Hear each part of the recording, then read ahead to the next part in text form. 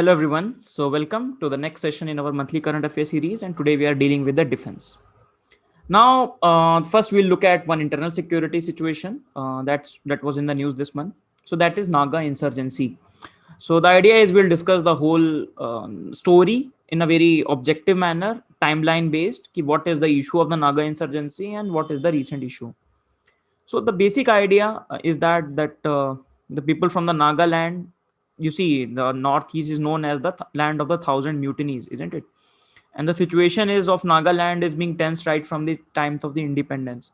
So basically, the demand Nagaland is false to it here. So they want this greater Nagalim to be created that will comprise not only of the Nagaland, the present state of Nagaland, but also some of the areas of Mizoram, some of the areas of your not Mizoram per se, some of the areas of Arunachal Pradesh, some of the areas of Manipur, and some of the areas of Myanmar as well. So that's been their demand.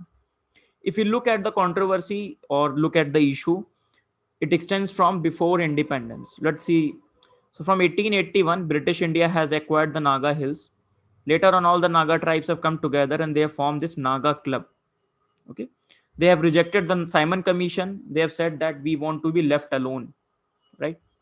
In 1946, when the independence was seeming inevitable that independence will come, the formation of Naga National Council was made by under the leadership of Fizo, very important leader of Naga insurgency. Then he declared Nagaland as an independent state in on 14 August 1947, and you can see from that time onwards the conflict is going to start. Because now India is becoming independent, Nagaland, India knows that we want to keep Nagaland as a part of India, but he has declared himself the independent state of Nagaland, and the conflict will be there. In 1952, Fizo formed Naga Federal Government and Naga Federal Army after setting up the independent state. Now, government has introduced ASFA for the first time to crush this rebellion itself or to crush this independent states.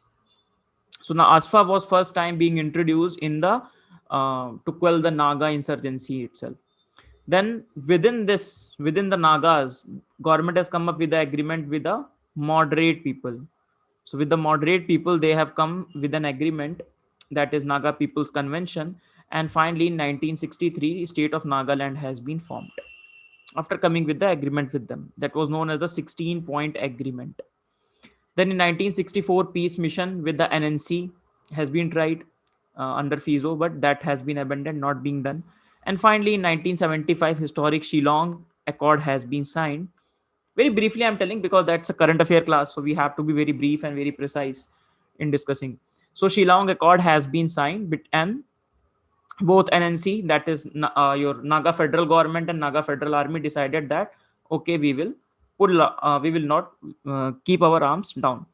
So now you can see this is getting into the mainstream NNC, right?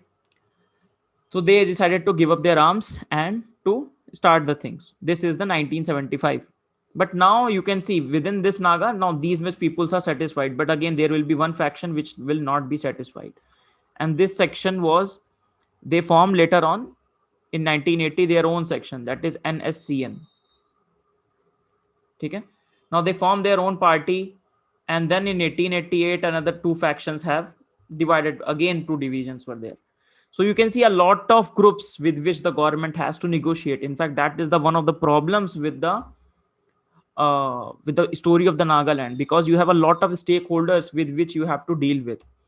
Then obviously NNC, which has become mainstream, it has faded, and only the extreme ones are became the key stakeholders. Then finally, the government has made one ceasefire agreement with the NSC and IM, and NSC and the other faction, that is NSC and Kaplang, that has become the one of the terrorist organizations, which is not satisfied with the recent, that is peace agreement, which is being on peace agreement that's been signed with the Nagaland in 2015. So that's in very brief, that's the whole story. So in 2015, one agreement has been signed. Details were not public, made by government by the public, but recently some of the details have been made public, right? And the timelines that has been said that okay, we have to get to this agreement and we have to establish this agreement on ground, that timelines have been delayed. Now what they have done, NSC and IM has decided okay, we will leave our demand of sovereignty, but we want some more autonomy within that time, we, for example, we want new flag, we want a new constitution, just like Jammu and Kashmir, you can remember. So these are some of the demands they have from the government, and that has been settled in this peace talks. So the idea of Naga sovereignty has been left out, and they agreed for settlement within the Indian Federation. So this is being the story if you look at it. So first story, you can see the first story is pre-independence. So the formation of Naga National Council, the struggle at that time, then independence, then the fight for their sovereignty, Naga federal government, Naga federal army, ASFA has been introduced, then Shillong agreement accord is very important. Then you come to the new formations, the recent issues, that is NSCN and the IM and the Kaplan side of it. So these are the different components. For example, as I discussed, you see Kaplang is a terrorist organization and unlawful association, and the government has filed the ceasefire agreement with these components of the NSCN. Okay. Now you can see apart these two are the main, and then again you have other parts of NSCN as well, and that's why the government is facing problem to deal with so many factions here. Now recently it's been the news because NSCN IM has made first time release the details of framework agreement that was brokered by RN Ravi, who was the one who were mediating the both the side of the issue. They have been fighting for greater Nagalim or Nagalim. They want to extend Nagaland's border for including Naga dominated areas in Assam, Manipur and Arunachal Pradesh to unite 1.2 million Nagas. That the context I have said earlier. So this is being the issue. Recently the talks have been derailed, not have been derailed, but obviously this faction is saying that they, from this peace agreement, they have taken out few words or something like that, because the details are not in public. Now this issue will always remain, है ना? Because some details, some agreement will be not agreement, but you can see from 2015 agreement we are studying today. So the idea is there will be something in the news, but more importantly, what you need to understand from prelims and mains both perspective, the overall what is being the history of the Naga insurgency and what's being happening recently. So the most recent thing is that this agreement has to be finalized. It has been finalized and it has to be made public and it has to be implemented on ground. That is the recent issue, and this is where the talks are happening. Okay? So we have understood the Nagaland issue there here. Now coming to some objective prelims, very basic prelims thing. Some exercises that are in the news. First is the Indra Navy. Indra Navy, everybody knows it's a very famous exercise between the Navy exercise in the India and Russia. Right, initiated in 2003, not important, just need to remember that it's a Navy exercise between India and Russia. The next with is JIMEX, that is Japan and India maritime self-defense exercise. So this is one thing that you need to remember. It's a maritime self-defense exercise between India and Japan. It happened in Northern Arabian Sea in September 2020. So that is JIMEX. Next is passage exercise. I'm rushing it through because it's so easy to nothing to be discussed here, right? You can download the PDF obviously. Next is Passage X. So this is between Indian Navy and the Royal Australian Navy. Now you can see overarching, if we talk about overarching idea, the idea is that you can see Indo-Pacific or the Quad countries, especially India, Australia and India, Japan and Australia doing these maritime exercises.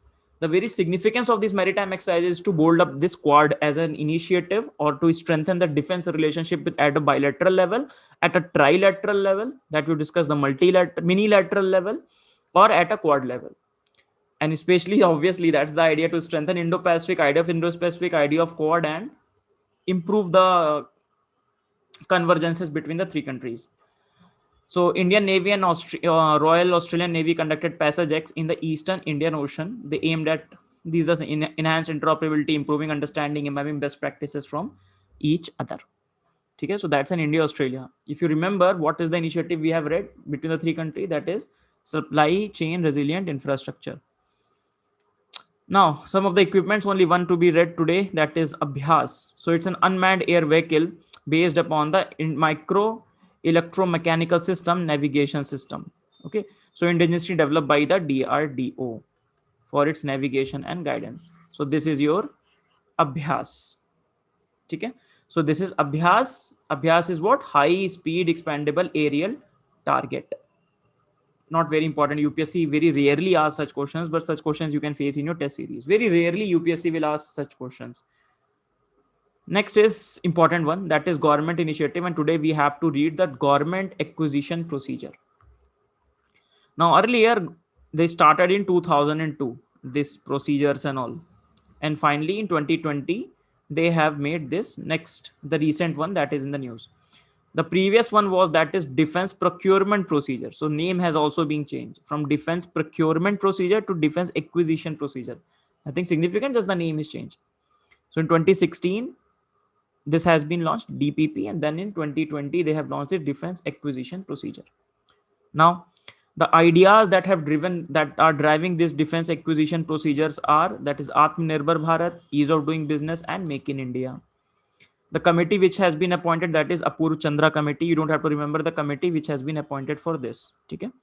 So Apurv Chandra committee has been set up, and they have decided, based upon that committee's recommendation, they have launched this defense acquisition procedure. So it will cover all the capital acquisition other than the works and the land undertaken by the MOD, both from indigenous sources, ex import, except for the medical equipment. So not apart from the medical equipment, or the capital things will be taken care within this acquisition procedure. So basically you can say it's a code of conduct or a code or guidelines through which everything will be done. So the salient feature, let us see, for ease of doing business, joint develop India into a global manufacturing hub, and Make in India and Atmanirbhar Bharat. For ease of doing business, they have set up this project management unit. What it will do, time bound procurement, hassles, reducing the hassle and all. Reversed offset for guidelines, this we will discuss in detail after this topic. Then rationalization and the procurement of trials and testing, from the name itself. So trial and testing, they will test only the core component. Physical evaluation of the core parameters will be done. Not all, everything need not to be done. You know? Trial and testing method will be rationalized. So these are for the ease of doing business. Then developing India into a global manufacturing hub. So they have added one more category, that is by global manufacture in India. By global and manufacture in India. They have added this in there as a alien feature. Then in the third category, that is Make in India and Atmanirbhar Bharat. So idea is to enhance the indigenous components, है ना, that helping our domestic industry. So they have reserved some categories for the Indian vendors. They have put an import on certain items, ban of import on certain items. We have discussed last time as well. The negative list has been created that these things will not be procured from the countries which have been listed. Indigenization of imported spares, so a lot of spares that we import, so that has to be taken care of, or we need to focus that how we can indigenize these things. Then overall enhancement of the indigenous content, that means in all the categories which were there earlier, they have increased the indigenous component. So all these is in alignment. You don't have to remember the names of this data, just remember that some of the details, some of the, for example, this has been created. So they have said that we will increase the indigenous component of these things. Now, as I've discussed, in 2002, this first time this DPP, defense procurement procedure, has been introduced in 2002 to bring probity, transparency, and structured procedure. It has been a work in process since its initiation in 2002, successively 2006, nothing important. 2016, then 2020, that's all we need to remember. And starting with the 2002, then in between somewhere. Chalo. Then very important thing that we need to understand, that what is an offset policy. Offset policy is what?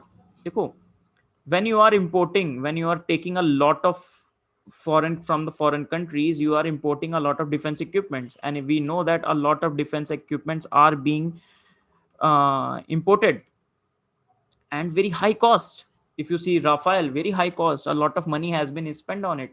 So the offset policy is that has been brought in 2005. It says that something, these foreign companies have to do something for the Indian companies as well. For India, they have to do something that is known as the offset. Yes, we are buying things from you, but you have to do something for us.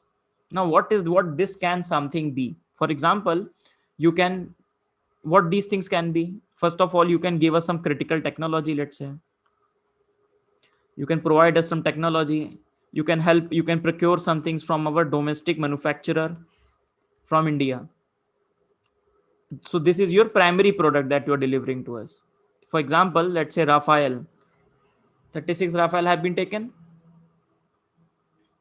That has been done. Now the company has to transfer some technology to the India, procure some spare parts, let's say, provide Indian manufacturer or Indian MSME to produce these products. So they will do something for India. So this is known as the offset. This is the simple idea of the offset. Okay. So it's an obligation by an international player to boost the India's domestic defense industry if India is buying the defense equipment from it. So if we are buying something from you, you have to do something for us. That's the simple idea. Since defense contracts are costly, the government wants a part of that money either to benefit Indian industry or to allow the country to gain in terms of that technology. Now, okay, from outlook, it seems nice, right? That it's a good policy, that it should be there because we are procuring a lot of very heavy, very costly machinery from outside, then they should do that. But CAG has observed that this is not done. This is being not done. We'll see. So under the offset policy, the foreign defense entities have to spend at least 30% of the contract value through procurement of component, transfer technology, or setting up a research facility in India. Conditions for contract more than 2,000 rupees. But CAG has been very critical of this policy. CAG has said, first of all, the money which has to be spent in India, that has not been done. They are saying that all the obligations which is being put place, only 20% of the obligations, around 20% of the obligations have been settled. So there has been a lot of criticism of the offset policy, that this offset policy is not good. Okay? And hence the government has finally decided, okay, we will change this offset policy. In 2020 defense acquisition procedure, they have changed this offset policy. What has been changed? Now they have changed this 15-year policy, and in a way they have reduced this offset requirement.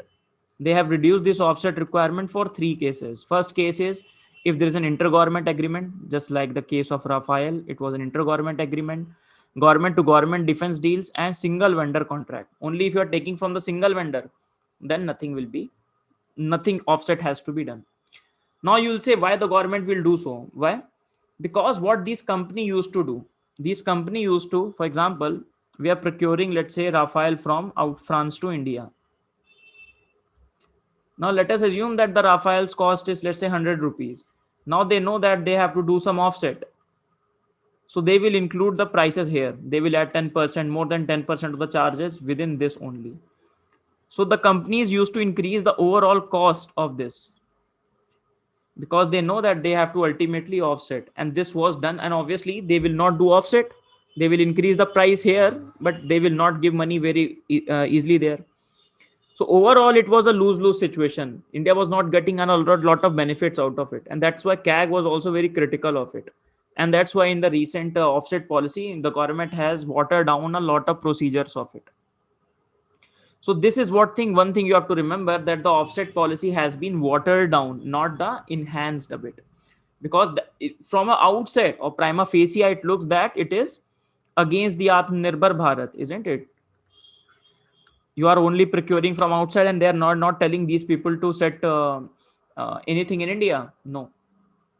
So this offset policy has been watered down to a lot level because of the CAG recommendation, and because the government also felt that our acquisition costs are getting very high. So that's the defense. So basically what we read about Naga insurgency, we read about defense acquisition procedure, we read about some of the exercises, and we read about one equipment, that is Abhyas. Okay? I will try to include one internal security situation in each and every discussion, so that we are able to also, and depending upon what is in the news, obviously, so that we are also able to take some of the main stuff out as well, and also understand the basics of it, some of the history of it. So let us do some questions. Some questions, also some current affairs is being included. For example, the first question is Special Frontier Force, which is in the news because of the recent Chinese clashes with China. The option is, it was raised in the immediate aftermath of 1962 Sino-India War. It is also referred as the Vikas Battalion. The SFF units are the part of army and function under the operational control of the army. So you can pause the video and try the answer as well, but let us discuss.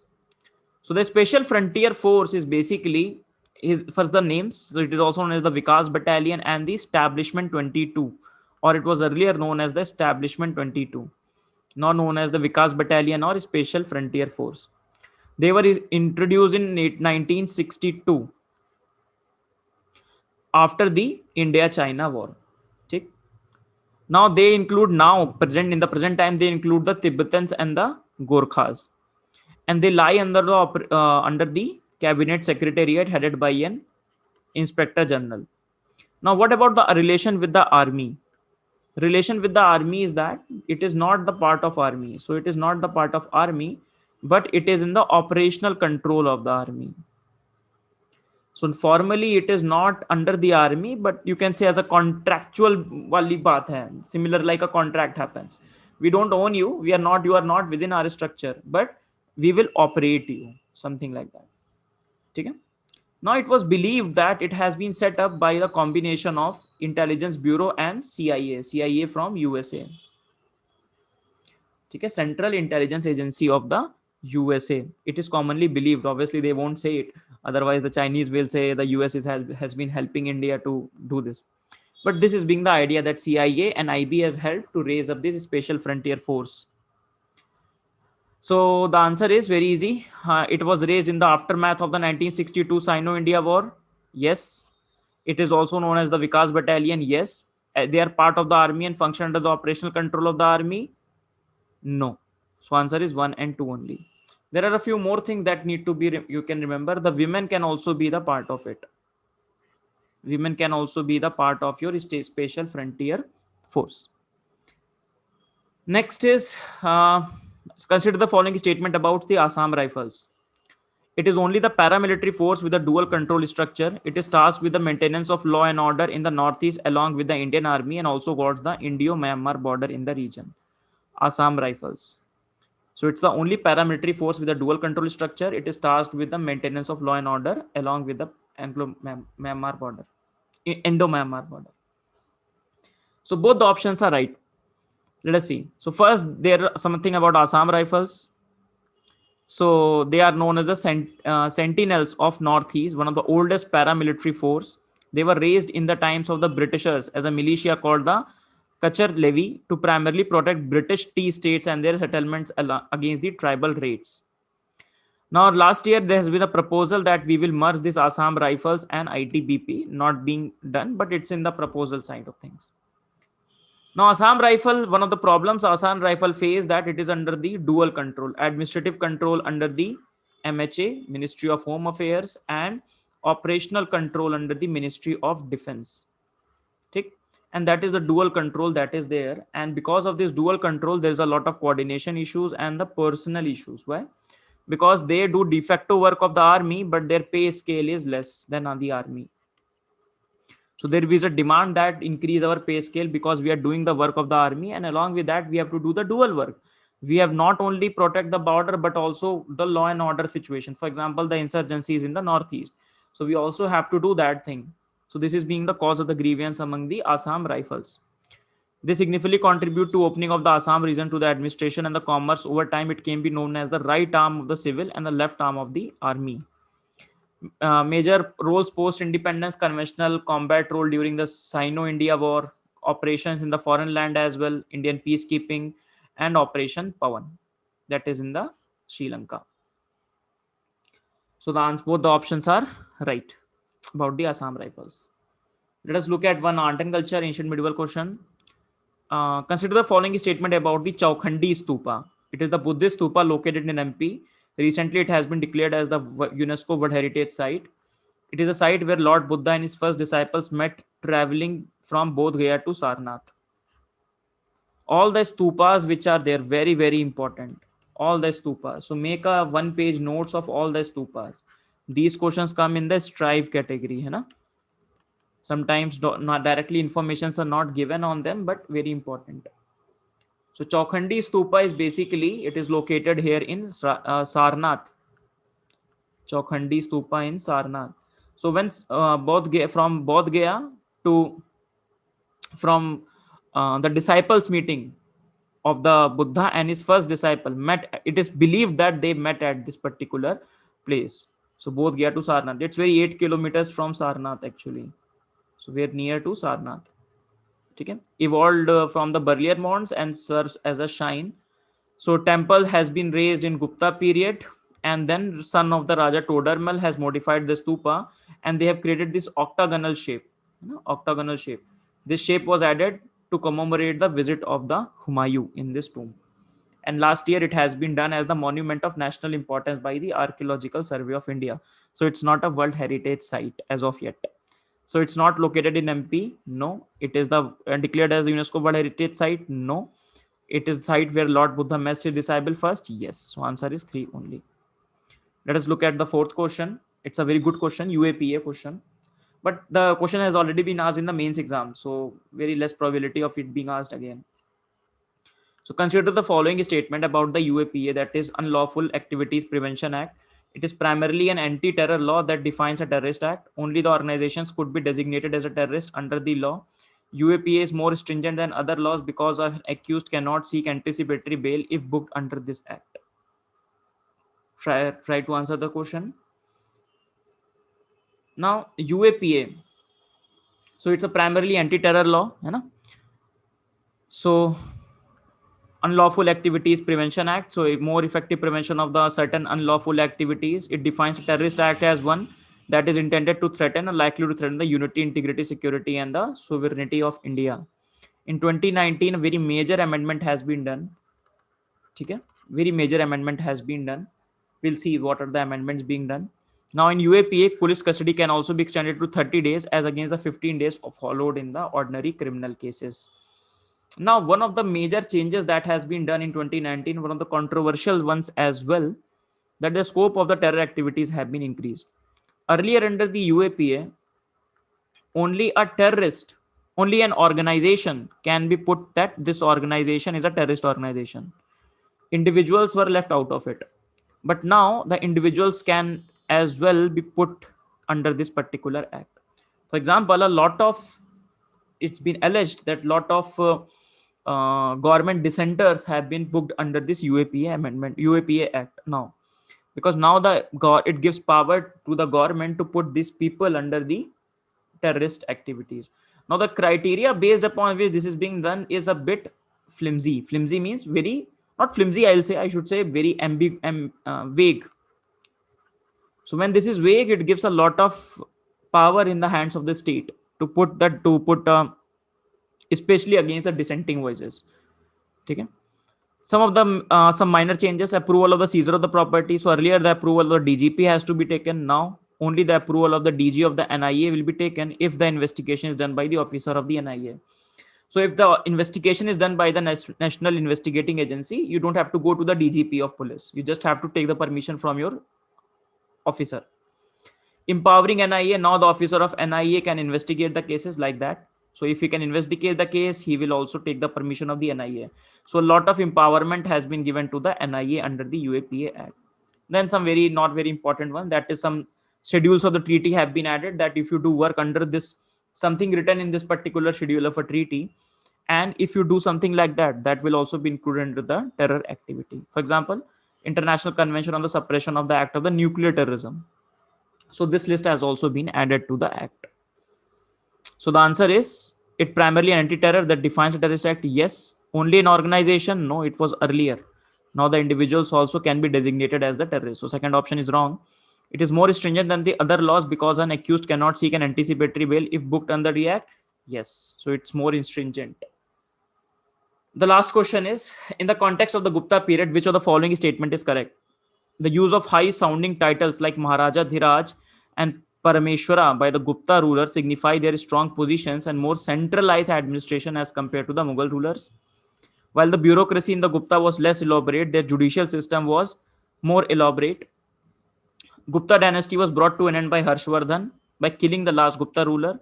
Because of Chandragupta II's intense military conquest, he is called the Napoleon of India. It's a very fact-based question. A lot of facts are there in this particular question. Pause the video and try to answer the question. So basically, this question compares Guptas and Mauryas, one of the classical to one of the biggest empires India has seen in the ancient India. Now, some of the difference, very basic difference between these two. For example, if you see the Mauryas, there was a central administration. When there is a central admission, that is the king was a linchpin. So when the king will be big, so you will have a lot of bureaucracy to help him out when there is a centralized bureaucracy. Now within the Gupta, what happened? You have the big king is there, obviously, but the work is done by the lot of fiduciaries. Now these are also Rajas. Now that is why when you have a lot of administration being carried out by these people, you don't require a very elaborate bureaucracy at this level. So obviously the less bureaucracy will be there because a lot of decentralized administration is there in the Gupta period.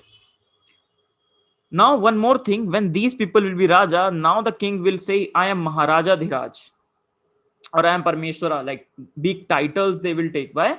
Because below them are the people, they're also taking the titles such as Rajas.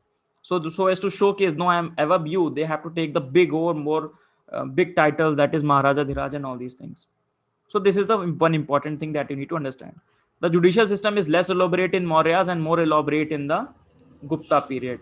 Okay? So this is being there. So in the Gupta period, law books are written, civil and criminal acts clearly defined and demarcated. So next is the last statement was on Samudragupta. He is known as the Napoleon of India by some English historian. Rather, the Napoleon should be said that he is the Samudragupta of France. But okay. So based upon his military conquests, which were known from the Prayag Prashasti, that is written by his poet Harsena. So about his military conquest, his expansion of empire, and that's why he's been termed as the Napoleon of India. Now let us see every statement one by one. The use of the high-sounding titles Maharaja Dhiraj and Parmeshwara signifies their strong position and the more centralized. No, it's a more decentralized administration. This statement becomes wrong. Bureaucracy was less elaborate. Judicial system, yes. Gupta dynasty was brought to an end by Harshvardhana. No, he did not kill the last Gupta. Gupta dynasty was already in decline. Because when you have a very decentralized system and when you stop having very strong kings up here, they will rise up. Because of Chandragupta II's intense military conquest, he is called the Napoleon of India. No, it is the Samudragupta. So rest the statements are wrong. Second statement is right. So with this, we finish our defense and the 5 questions. Out of the 5 questions, 3 questions were of defense and 2 of the AMC, Ancient Medieval and Culture. So that's the pattern we follow and that's the pattern we intend to follow. So see you all in the next session. Next session will be based upon the polity and see you all in the next session. Thank you. Bye-bye.